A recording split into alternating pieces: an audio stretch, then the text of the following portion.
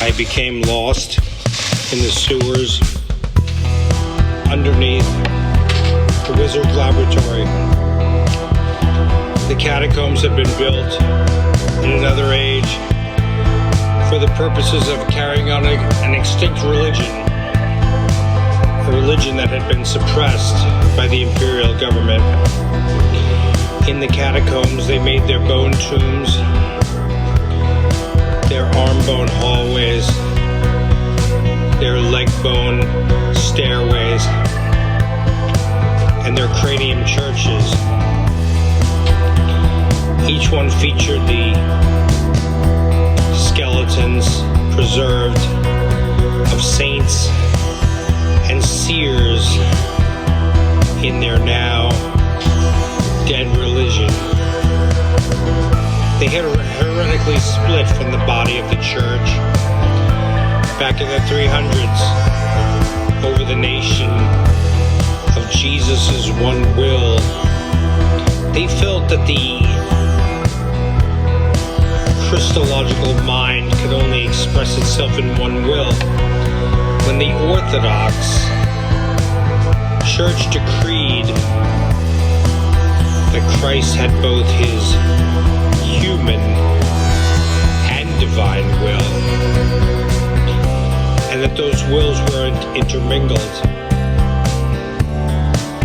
The sub-church could not abide and subscribe to the heretical notion of one will, both human and divine, and for that they were designated to die terribly, their flesh ripped by iron combs torn from their bodies with hooks, made to suffer the pestilent infections, and then their new perfected forms, their alternate bodies, would have perfect skin. For they believed that, as now you see clearly, it is only as in a mirror seen darkly, that all that is seen and apprehended in this world is merely an opposite and a caricature of the perfect world beyond. Some of the penitentes flayed themselves.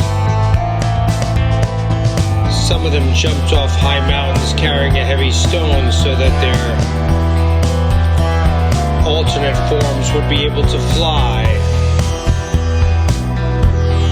Some of them drowned so that their alternate forms would be able to breathe ether, the impossible chemical oxygen between planets, which enabled space travel in giant winged machines similar to the sky galleons of Mars.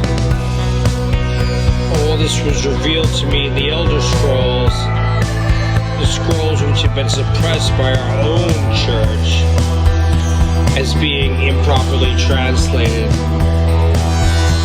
But those people should have known that there was a perfect love, a love like that of Jofred and Gordon, a love that knows no boundaries.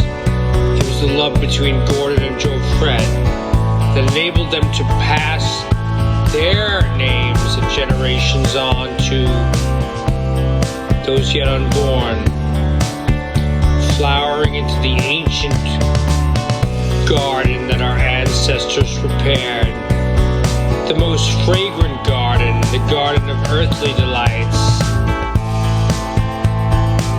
to which access was denied except for all but a select few who had been initiated into the higher mysteries, the Ophiuchic mysteries, the snake mysteries,